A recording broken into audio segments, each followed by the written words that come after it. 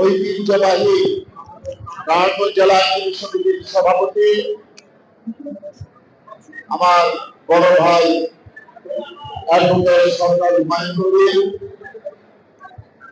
আজকের এই অনুষ্ঠানে অনানুষ্ঠানিক প্রধান অতিথি নারায়ণগঞ্জের মাননীয় সিনিয়র জেলা ও নারায়ণগঞ্জ সাহেব উপস্থিত আছেন। আমাদের আরেকজন জেলা ও নারায়ণগঞ্জ যিনি নারী শিশু নির্যাতন দমন ট্রাইব্যুনালের বিচারক এবং উপস্থিত আমাদের জনশিপুর বিজ্ঞ বিচারক মন্ডলী, উপস্থিত আমাদের বিজ্ঞ ম্যাজিস্ট্রেটবৃন্দ, আজকে আমার সামনে উপস্থিত নারায়ণগঞ্জ জেলা আইনজীবী সমিতির সাবেক সভাপতি আমার বড় ভাই অ্যাডভোকেট আব্দুল বারী ভূঁইয়া, আমার আরেক বড় ভাই নারায়ণগঞ্জ জেলা আইনজীবী সমিতির সাবেক সাধারণ সম্পাদক জনাব জাকির হোসেন, উপস্থিত আছে নারায়ণগঞ্জের আরেকজন আমাদের নারায়ণগঞ্জ মহানগর বিএনপির সদস্য সচিব অ্যাডভোকেট আবু আলী খান টিপু। আমাদের কাছে আমার এই সামনে যে সকল বিজ্ঞ আইনজীবীরা বসে আছেন, সিনিয়র আইনজীবীরা, আমার অত্যন্ত শ্রদ্ধা সেই সিনিয়র আইনজীবীবৃন্দ, উপস্থিত নারায়ণগঞ্জ জেলা আইনজীবী সমিতির বিজ্ঞ আইনজীবী ভাই বোনেরা, আসসালামু আলাইকুম। নারায়ণগঞ্জ জেলা আইনজীবী সমিতির ইতিহাস গৌরবের ইতিহাস। আমাদের এই বার্ষিক ভোজ সারা বাংলাদেশের আইনজীবী এবং বিচারক মন্ডলীর একটি মিলন মেলা প্রতিটা বারে এবং বাংলাদেশের সুপ্রিম কোর্ট থেকে শুরু করে প্রত্যেক জায়গায় এই একটা মিলন মেলার আয়োজন করা হয়। সেই আয়োজনের এই অংশ এই নারায়ণগঞ্জ আইনজীবী সমিতির আজকের এই অনুষ্ঠান। আজকে আমি নারায়ণগঞ্জ আইনজীবী সমিতি যে সমিতির ইতিহাস এই বাংলাদেশের মানুষ অত্যন্ত শ্রদ্ধাভরে স্মরণ করে, আমি এই নারায়ণগঞ্জ আইনজীবী সমিতি আমাদের এই সমাজকে আমি স্মরণ করছি। আমাদের সিনিয়র আইনজীবী আমাদের শ্রদ্ধা, যাকে ওই সাক্ষর হত্যা মামলায় নির্মমভাবে হত্যা করা হয়েছে সেই বাবুল চন্দন সরকারকে আমি স্মরণ করছি। এর আগে আমাদের আরেকজন সিনিয়র আইনজীবী বন্দরের কৃতি সন্তান জনাব আলতাফ হোসেনকে, মহিউদ্দিন আলতাফকে আমরা আইনজীবী সমাজ সেই 2014 সালে যে সময় চন্দন সরকার সহ 7 জনকে গুম করা হয়েছিল, নারায়ণগঞ্জের আইনজীবীরা ঐক্যবদ্ধ থেকেছেন।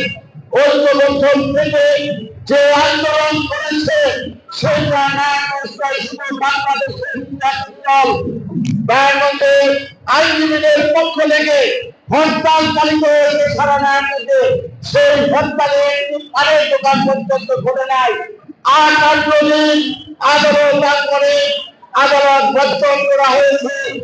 আমরা প্রায় 4 মাস পর্যন্ত প্রতিদিন আমরা এখানে মানববন্ধন, রাস্তাঘাট অবরোধ সহ সকল কার্যক্রমের মাধ্যমে আমরা সেদিন রাষ্ট্রীয় যে প্রশাসন ছিল, রাষ্ট্রীয় উচ্চ পর্যায়ে বিচারকে বাধা সৃষ্টি করছিল, ওই সময় আমরা সেই আইনজীবীদের ঐক্য ইসলাম কঠিন ঐক্যবদ্ধ আন্দোলনের কারণে সেদিন আমরা সুপ্রিম কোর্ট সহ সারা বাংলাদেশের আইনজীবী এবং সাধারণ মানুষকে আমরা সেই 7 জনের আন্দোলনে ঐক্যবদ্ধ করতে পেরেছিলাম বলে সেদিন সেই আন্দোলনের ফসল হিসাবে চন্দন সরকার সহ 7 হত্যার বিচার হয়েছে। আজকে আমি সেই জায়গায় দিচ্ছেন যিনি জেলা দায়রা করছিলেন, তাকে আমি শ্রদ্ধাভরে স্মরণ করি। তিনি যে কষ্টের পরিচয় দিয়ে সেই বিচার কার্যকে সকল বাধা বিঘ্ন করিয়ে সেই বিচার কার্যকে পরিচালনা করে একটি সুস্থ ন্যায় বিচার প্রতিষ্ঠা করেছিলেন। আসলে এই কথাগুলি বলার কারণ হলো যে আজকে এই 7 2014 সালের পরে আমরা এই গণতান্ত্রিক যে অধিকার, সেই অধিকারকে আমরা বঞ্চিত করে ধরেছিলাম। 2018 সালে আমার অপরাধ ছিল যে আমি সংসদ নির্বাচনে অংশগ্রহণ করতে চেয়েছিলাম, যার জন্য আমাকে গ্রেফতার করা হয়েছিল। আমি আইনজীবী সমিতির সাবেক সভাপতি, সাধারণ সম্পাদক ছিলাম। অথচ বিচার বিভাগের উপরে ওই সময় এরকম চাপ ছিল যে আমি একজন আইনজীবী সমিতির সাবেক সভাপতি হওয়ার পরেও ওই নিম্ন আদালতে, জাতীয় উচ্চ আদালতে গেলে জামিন না পাই, যার জন্য 28 দিন আবার জামিনের আবেদন নামঞ্জুর করা হয় না। আমরা বলেছি নামঞ্জুর করেন, তবু আমার একটা নিষ্পত্তি করে দেন, কিন্তু নামঞ্জুর পর্যন্ত করা হয় নাই, যার জন্য আমার 28 দিন পর্যন্ত আমার বিলম্ব ঘটেছে। আজকে শত শত মামলায় এই রাজনীতির মানুষ হয়েছে, কিন্তু আমরা সুবিচার পাই নাই। 5 তারিখ যে আন্দোলন হয়েছে, ছাত্র জনতার আন্দোলন, সেই আন্দোলন বাংলাদেশে গণতন্ত্র প্রতিষ্ঠার আন্দোলন, সেই আন্দোলন বিচার বিভাগের স্বাধীনতার আন্দোলন। 14-15 বছর যেভাবে বিচার বিভাগকে মুক্তিগত করা হয়েছিল, আমরা বিচার বিভাগকে সেইভাবে মুক্তিগত করতে চাই না। আমরা চাই বিচার বিভাগ তাদের ন্যায় বিচার প্রতিষ্ঠা করে আমি অ্যাডভোকেট সাখাওয়াত হোসেন খান নিশ্চয়তা দিতে পারি। আজকে নারায়ণগঞ্জে যে বিচারক মন্ডলী রয়েছে, সেই বিচারক মন্ডলীর মধ্যে আমি একটা বিষয় দেখেছি যে তারা আমি এই আইনজীবী সমিতিতে বহুবার দায়িত্ব পালন করেছি, অনেক বিচারকের বিরুদ্ধে আন্দোলন করেছি, অনেক বিচারকের 4 মাস পর্যন্ত আদালত বঞ্চন করেছি শুধু দুর্নীতির কারণে।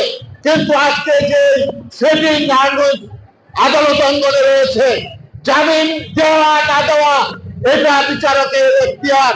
আমরা সেই ব্যাপারে আমরা কোনো কিছু বলি না, কিন্তু আমরা বলি যে যেই বিচারক মন্ডলী রয়েছে তারা কিন্তু আমরা অসততার কোন গন্ধ আইনজীবীদের কাছে পাই নাই।